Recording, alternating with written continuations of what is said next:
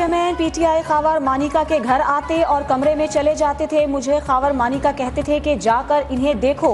जब मैं कमरे में जाता था तो वो कहते थे कमरे से बाहर चले जाओ।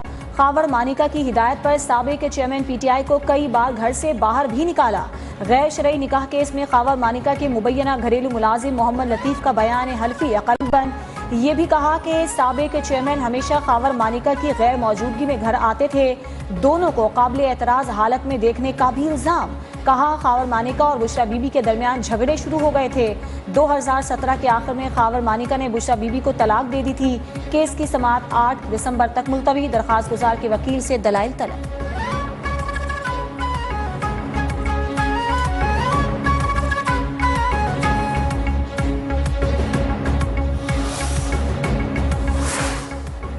इलेक्शन कमीशन ने बानी पीटीआई की नाअहली से मुताल्लिक केस का फैसला महफूज कर लिया। वकील शुएब शाहीन ने कहा कि हमने इंट्रा पार्टी इंतखाबात का रिकॉर्ड जमा करा दिया, अब इस केस को ख़त्म हो जाना चाहिए। चीफ इलेक्शन कमिश्नर ने रिमार्क्स दिए कि बानी पीटीआई ने इलेक्शन लड़ा ही नहीं, इसमें हम कुछ नहीं कह सकते। इलेक्शन कमीशन में पीटीआई इंट्रा पार्टी इंतखाबात के खिलाफ 2 दरखास्तें भी दायर।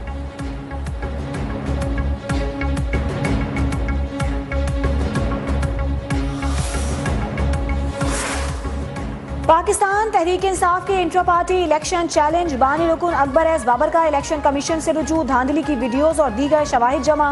इलेक्शन कमीशन से इंतखाबात कलअदम करार देने की इस्तदा। कहा जिस भोंडे अंदाज में इलेक्शन करवाए गए इससे पार्टी को खतरा है। गैर जानिबदार फरीक मुकर्रर करके दोबारा इंतखाबात कराए जाएं।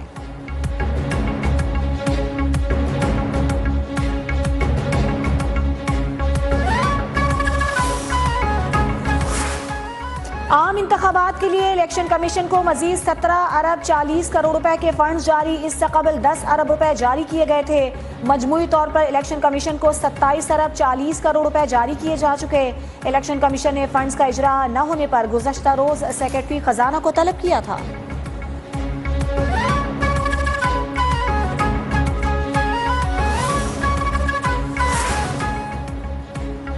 नून लीग इंतखाबी दंगल में किसको मैदान में उतारेगी? नवाज शरीफ की ज़ेर सदारत इजलास में उम्मीदवारों का चुनाव। रावलपिंडी डिवीजन के बाद हजारा और मलाकंड से मौजू उम्मीदवारों के इंतखाबात पर गौर।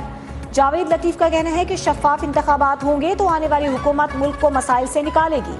उज़्मा बुखारी बोली साबिक चेयरमैन पीटीआई अब जेल से निकल पाएंगे न इलेक्शन लड़ सकेंगे।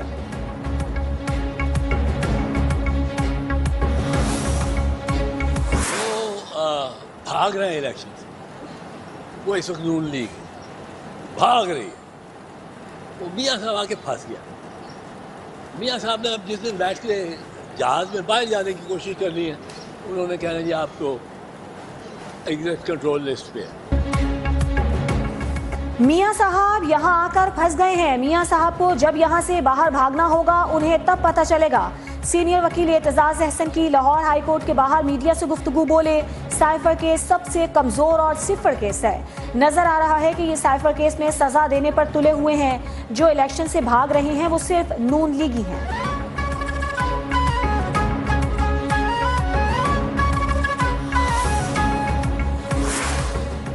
पीपल्स पार्टी इलेक्शन से पहले पंजाब में मुतहर्रिक आसिफ जरदारी के बिलावल हाउस लाहौर में डेरे। सीनियर रहनुमा राजा परवेज अशरफ ने कहा पाकिस्तान किसी एक सियासी जमात का नहीं सबका है। तमाम जमातें इलेक्शन को मुतनाज़ बनाने से गुरेज करें। किसी भी तरफ से जानिबदाराना बयान नहीं आना चाहिए।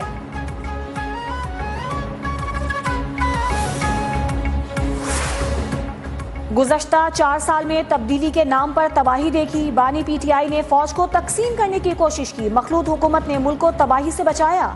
मुस्लिम लीग नून की कारकर्दगी कोहे हिमालय से भी ऊंची नजर आती है।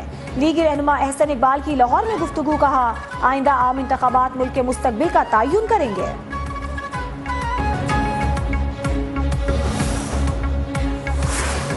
साबिक चेयरमैन पीटीआई और फवाद चौधरी का अडियाला जेल में ट्रायल होगा या नहीं? इलेक्शन कमीशन महफूज फैसला कल 12 बजे सुनाएगा। जराये के मुताबिक वजारत दाखिला ने बानी पीटीआई को पेश करने से माजरत की थी।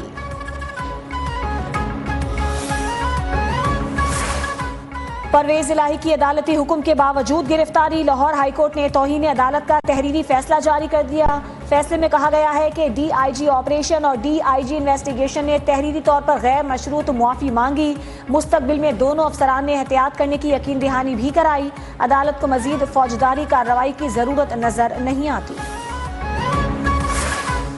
पीपल्स पार्टी की सिंध में बड़ी विकेट गिर गई। साबिक सूबाई वजीर हाजी मुजफ्फर शजरा नून लीग को प्यारे हो गए। बशीर मेमन से मुलाकात में पार्टी में शमूलियत का ऐलान। कहा नवाज शरीफ के विजन के मुताबिक तरक्की का सफर जारी रखेंगे।